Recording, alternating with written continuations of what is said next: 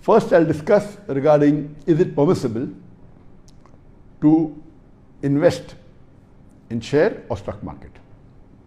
It is like someone asking me a question, is it permitted for me to eat food? And the simple answer is yes, you can eat food which is halal. You can eat food which is Shariah compliant.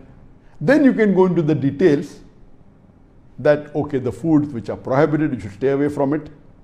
You cannot have alcohol, you cannot have pork, you cannot have animals which have got canine teeth, which are non-vegetarian, and so on and so forth.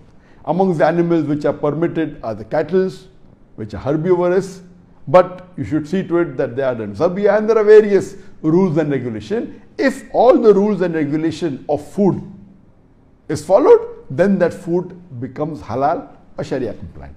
If that food is not matching the rules and regulations as laid down by the Quran and Sahih Hadith, then that food becomes haram.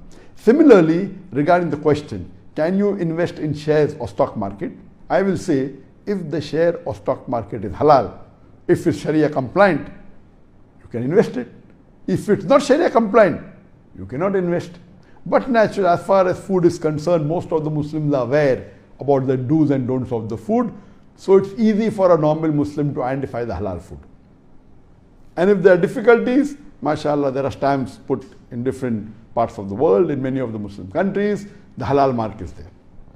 Now regarding investing in stock, it's the same. We cannot invest in any stock. You can only invest in Sharia compliant stocks or Sharia compliant shares. This field of Islamic finance and the stock market is vast. You can speak on it for hours. I will try and give you in summary brief points how to come to know whether the share is Sharia compliant or not. But it will be difficult for a layman to grasp. But yet I will tell in brief, in short, to the best of my ability. There are basically 5 criteria for any share or for you to invest in any stock for it to be Sharia compliant. Number 1, the core activity or the main activity of that company whose share you are buying should be halal. It should not involve in haram activity. For example, you cannot buy share of an alcohol company. You cannot buy share of a company which is dealing in pork, a company which is dealing in gambling, where the core activity is, for example, having a casino. You cannot invest in share of a company which deals with pornography. So if the core activity is alcohol or dealing with pork or gambling or pornography, it is haram. Or if it is directly or indirectly involved in interest. So you cannot buy share of a conventional bank which is based on interest or riba. You cannot buy shares of company of insurance which are based on riba. So any financial institution which is connected with riba or with interest, it is prohibited. So if the core activity of the company is haram, then you are not allowed to buy shares of that company. If it is not haram, if it is halal, then you pass the first criteria. The second criteria is that besides the core activity, if the other activities of the company, it may not be the major activity, if it is involved in haram, it should not be more than 33%. For example, if the total asset value of the company is $100 million, and if they have put $5 million into a fixed deposit, which gets them interest. So 5 million out of 100 million is 5%. So the scholars, they say that up to 33% it is permitted. If it is less than 1/3, it's permitted. If more than 1/3, more than 33%, in that company you cannot invest, it becomes haram. Now there are different, this rule I'm mentioning is by Mufti Taqi Usmani. And Mufti Taqi Usmani, alhamdulillah, is from Pakistan. He is one of the greatest person in the field of Islamic finance, as well as Dr. Hamid Hussain Hassan. Dr. Hamid Hussain Hassan, he expired recently, just a few months back. He's also known as the father of Islamic banking, father of Islamic finance. These two persons, mashallah, are the two great personalities as far as Islamic finance and Islamic banking is concerned. So Mufti Taqi Usmani has put that if the haram activity of that company is less than 33%, it is permitted to invest in that. Some have put 30%, some have put lesser, have put 25%. It depends upon your own taqwa. You can keep as low as possible, but most of the scholars said up to 33% accepted. Some which are stricter say it should be less. And when I discussed with Dr. Hamid Hussain Hassan, I said that I want it to be less than 10%. He said, very well, you can do it. Besides this, the earning from that haram investment should not be more than 5% of the gross revenue. For example, out of $100 million, $5 million you have put in the fixed deposit, you are getting interest, but the income is a small percentage, maybe 1% of your total gross revenue. So the income from that haram activity should not be more than 5% of the gross revenue. Then you can invest in that company. So the first criteria is that the basic core activity, the main business of the company should be halal. Number two, that if there are associate activities which are not the main activities, it should be less than 33% of the total investment in the haram activity, and the revenue from that haram should not be more than 5% of your gross revenue. This is the second criteria. The third criteria is that if that company has taken a loan on interest, then they cannot take a loan of more than 33% of their total asset. That means that if they take loan, suppose the company has an asset of $100 million, if they take a loan of $5 million, accepted 10 up to $33 million, it's accepted. If it's more than 33% of the total asset, it's not accepted, and you cannot invest in that company. So the debt ratio, the cash debt ratio to the total asset should be less than 33%. Again, this 33% has been laid down by Mufti Taqi Usmani, and he has said this. But some scholars have put 30%, some have put 25%. When I invest, I see to it that it is less than 10%. I am more stricter. But I'm not saying that someone invest in 20% in a company which has 20% debt ratio to the asset, it is haram. No. It depends on each one's taqwa. The scholars have said up to 30%, that's fine, but I want to be more strict. So third criteria is that the debt ratio, the loan they've taken on interest, if it's a loan given by the partners, by the shareholders, interest free, then that is not called as a debt on interest. It should be based on interest. If it's taken from an Islamic bank which is Shariah compliant, that is accepted. That's not counted as haram, it's counted as halal. The fourth criteria is that the illiquid asset. Illiquid asset means the asset which is not liquid, it's not cash, but it can be converted into cash by selling. For example, property, for example, equipment, for example, goods. So this is called as illiquid asset. The property, the equipment, can be the machinery, can be the furniture. They can be sold. You may not get the exact value, but somewhere close to it, it can be sold. So these are called illiquid asset. According to most of the scholars, the illiquid asset should be more than 50%. Because you cannot have a company which only has 100% cash. I have $100 million, now you invest. So if it's $100 million, it will be at par. You cannot charge more or charge less. If you charge less, that will be called riba. So, for example, if you pay $100 and say that I get a box in which is $120, that's riba. If you're paying $100, you can either get $100 or maybe something else, or box with $100, the box has a value, but you cannot get $120. So, And this, if you're investing, most of the scholars say majority, more than 50% should be illiquid asset. Some of the scholars say even 33% is accepted. That means it is you're investing in a company which has got cash, also illiquid asset. It may be the brand value, or maybe the asset, or maybe the furniture, maybe the property, real estate. According to the Hanafi fiqh, there is no percentage laid down. As long as it's a mixture of illiquid and liquid asset, you can invest. But Mufti Taqi Usmani says it should be minimum 20%. That means the illiquid asset should be minimum 20%. You can't have a company which only has cash. That will be at par value, so you cannot invest in that. It will be same. You cannot give a value less than that. It will be riba. So Mufti Taqi Usmani puts it at 20% minimum should be the illiquid asset. But most of the scholars say it should be more than 50% because there's a general ruling in Sharia that the majority is counted as a whole. So more than 50% are illiquid, you count whole as an illiquid, and that's better to do business in. It's better to buy shares of that.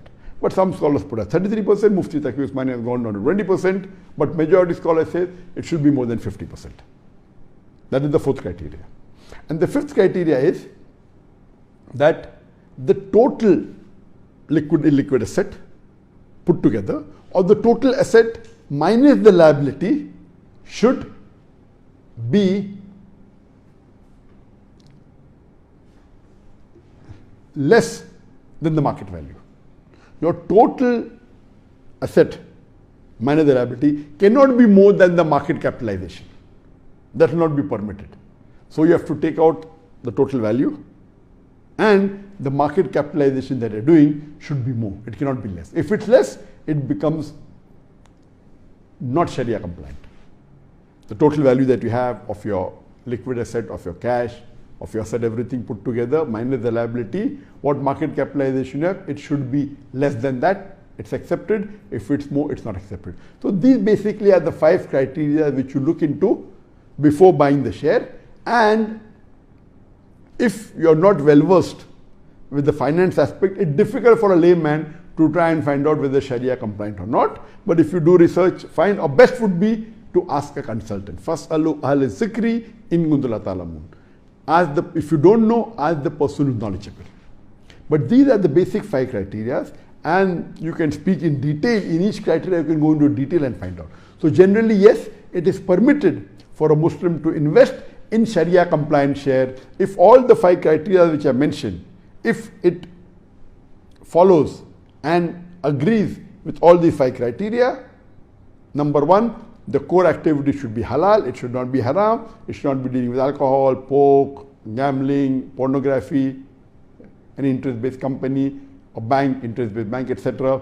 Number 2 is that its other activities, if haram, should be less than 1/3. Lower the better, I would say less than 10%. The profit gained from the haram activity should be less than 5% of the gross revenue. I would say much less the better. Third is that if they take a loan on interest, that company, it should be less than 33%. I would say less than 10%, but 33% is accepted. Number 4 is that the illiquid asset should be more than 51%. The Mufti Zakir Naik says up to 20%, you can accept that. But if it's more than 51%, it is more than 50%, it is better. And the last is that the total asset value, liquid put together minus the liability, should be less than the market capitalization. If this is accepted, you can invest in that company. But let me tell you one thing. This we are talking about investing in share. Share means there may be 1,000 shareholders or 10,000 shareholders. You are a small shareholder. But if you are a shareholder, it is compulsory that you object to part 2. If in the second criteria, there is some haram activity involved, for example, out of $100 million, $5 million they have invested and kept it in a bank as a fixed deposit. So you as a shareholder should object either in writing or verbally in the annual general meeting. If you don't do, it is haram. Now your share will not have value, that's a different thing. You may be holding 0.001% of the shareholding, or maybe 1%, or maybe 2%, or maybe 5%.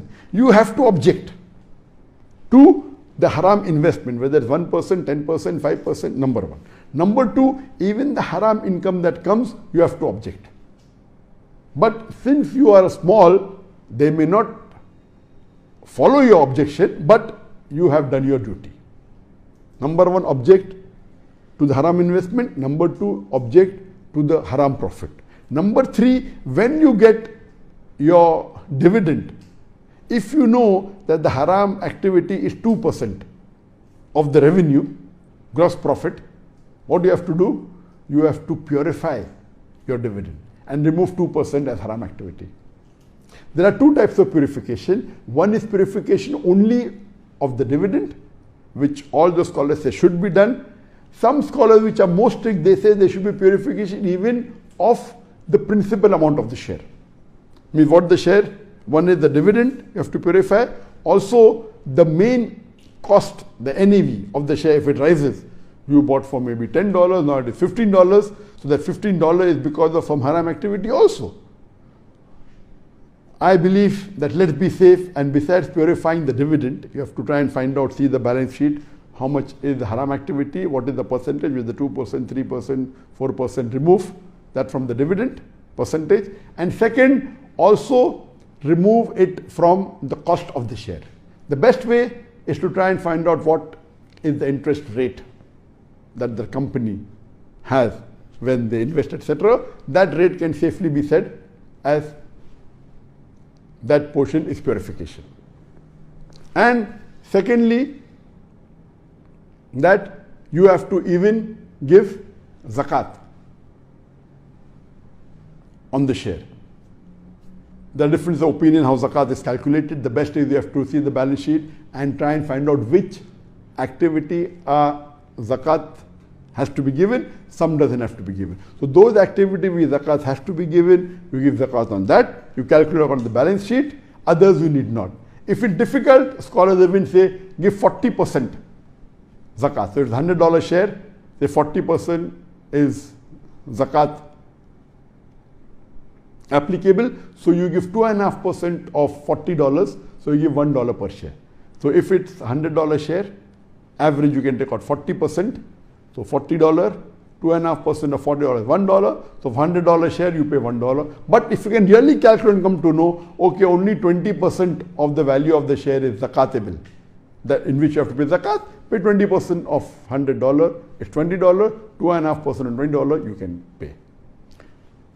This is regarding investing in share. But let me tell you, this does not mean that if you are running a company, it is permitted for you. These criteria only if you are investing as a Muslim in a company which is not totally Sharia compliant. If you are running a company, okay, core activity should be halal, you have done that. But you say, okay, fine, I will take maybe 10% loan from the bank. You as a Muslim running a company, which is the boss of the company, you cannot even take 0.01%. 0.01% as interest. It's haram. Even taking $1 on interest is haram. So you cannot say that, oh, now while buying shares, 33% debt ratio is allowed. That is because you don't have control over the company. But if you are the boss of the company or you are the major shareholder of the company, in no way can you involve even in 0.001% haram activity. You cannot. You cannot say, okay, income up to 5% is allowed, so I will take income up to 3%, 4%. No. This is for a company which is not Sharia compliant, 100%. And that way you are a small shareholder. This is what the fuqahas have said. That up to 33% allowed, I say up to 10%. Up to 5% haram is there, you take it out and you purify. If you are the boss, you cannot do this. You cannot involve even in 0.1% haram activity, now 0.1% haram income. Neither can you take loan from the bank, which is interest based. Sharia compliant bank, yes you can. So the second and third criteria, when you are running a business yourself, you cannot involve in any haram activity. This is only because you are a small shareholder in a big company. Coming to the question. The first question I said that can you invest in Tata Ethical Fund. Now, Tata Ethical Fund is a fund which was launched maybe about 15-20 years back. I think it was in somewhere close to 90s, in the late 90s, that's about more than 20 years back. It was a fund launched by the Tata company, which is a Parsi company, and what they did, that they were targeting Muslims and Jains. So they followed the religious principles of Muslims and Jain, and they launched a fund, not very big, it was 25 crores, at that time maybe more than $5 million. They launched the fund, the total value was not very big. And they said they will follow all the principles, and they were careful. And even I invested, but what we did, we personally checked whether the investment was Sharia compliant or not. At that time when I invested, it was Sharia compliant. The negative factor of Tata Ethical Fund was they did not have a Sharia board. Because they are non-Muslim, they may not be aware of the Sharia, and they may think it's Sharia compliant, it may not be. So we as an investor, we used to check ourselves. At that time when I invested, it was Sharia compliant. But investing in such fund which does not have a Sharia board is not very safe, unless you yourself have enough knowledge. So best for a Muslim is that you should invest in a Sharia compliant fund. A Sharia compliant company is one company. Mutual fund, there is a fund manager which invests in various shares of different companies and does not invest in one company only. There's a rule, you cannot invest more than 20% in one company. Some fund have a rule not more than 25% in one company. So they divide the risk, so the chances of loss is less. But if it's a Sharia compliant fund manager, who's a Muslim knowing the Sharia law is the best. But if you go to a non-Sharia compliant, like Tata Ethical didn't have a Sharia board. So we requested them that they should have a Sharia board. They said, okay, we will think over it and all, but at that time I don't know what happened after that. But by nature, there are certain UTF fund, Unit Trust of India, mutual fund, by nature they are Sharia compliant. That means the core activity is halal. It may be pharmaceuticals, it's halal. But what then you have to do, you have to see the balance sheet and see to it that the second and third criteria is within your level. The first is passed, core activity is okay, pharmaceutical, it's halal. But see to it that they don't keep too much. You know, sometimes when the market goes up and down, they may keep too much money. So what in this non-Sharia compliant funds, it may be Sharia compliant for one time. If the market fluctuates, the safest thing is, okay, put in the bank.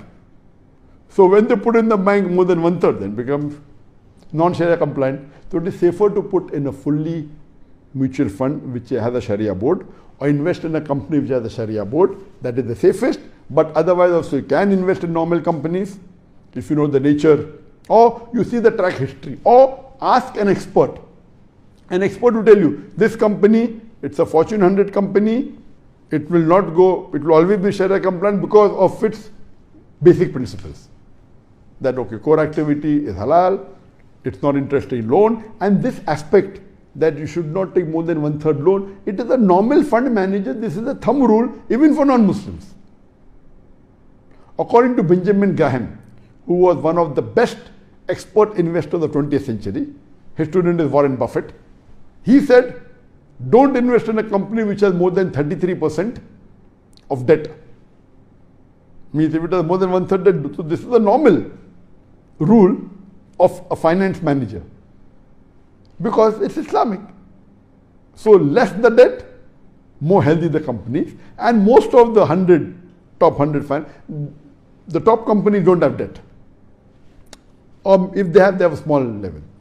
So if you're investing in companies which are not Muslim, which are not Sharia compliant, depending upon the base, so you ask an expert and he will tell you that these companies will always remain Sharia compliant, or these companies mostly Sharia compliant but may not become Sharia compliant because of certain activities. If you know this, fine, or best is to invest in a Sharia compliant mutual fund. It is safe, but be careful. There are some Muslims launching Sharia compliant funds and they've cheated the Muslim Ummah, so you have to be careful. You have many in India, I don't want to name them. You have many all over the world. They launch in the name of Islam saying Sharia compliant, and they deceive most of the Muslims. So really you have to see who is the chairman of the Sharia board. If you know the chairman of the Sharia board, is authentic Muslim scholar, no problem. Many of the Islamic mutual fund don't have, they just have namesake Muslim Sharia board. Not people who are well reputed, etc. But if you have a well reputed person on the board like Dr. Hamid Hussain Hassan or like Mufti Taqi Usmani, so then you can safely invest in these companies and they will follow the Sharia compliance.